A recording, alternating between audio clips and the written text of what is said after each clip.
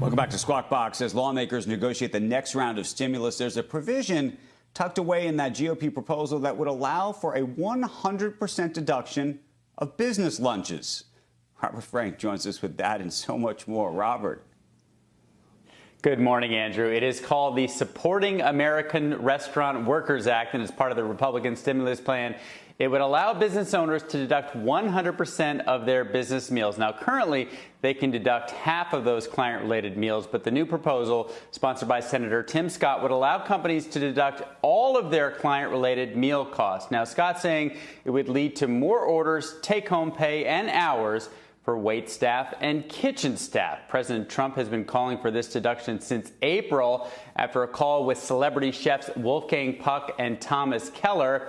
But opponents call it a subsidy for the 3-martini lunch. Now, it would cost the government an estimated $2 to $3 billion a year, and economic studies show little impact on restaurant receipts the last time that deduction was changed. Now, Kyle Pomerlau of the American Enterprise Institute says it's the virus, not the lack of a tax break, that's keeping people from restaurants. He adds that more permissive treatment of business meals and entertainment would make it easier to disguise personal consumption as business expenses. Guys, and I know a lot is up in the air on this bill right now. This is one of those small pieces that both sides have kind of gotten ramped up about because it is fairly controversial.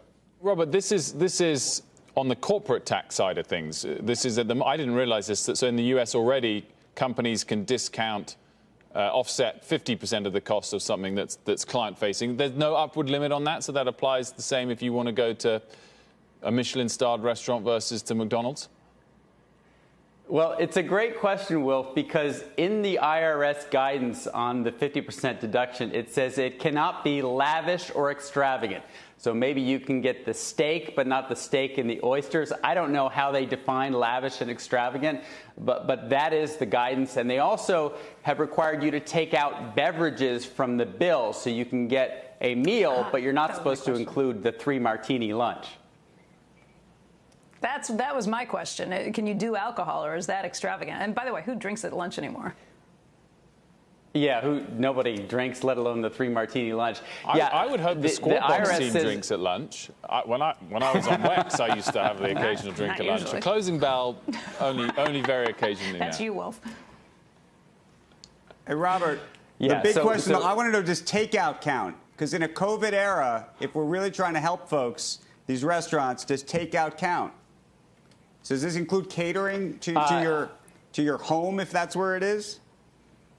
Yes, absolutely. So it's both if you're a business owner and you're meeting with a client, as well if you have employers or employees rather that are being catered because they have to be at work. That is counted as well, and that is part of what Scott's point is here. This would lead to more delivery and takeout as well, not just eating in restaurants.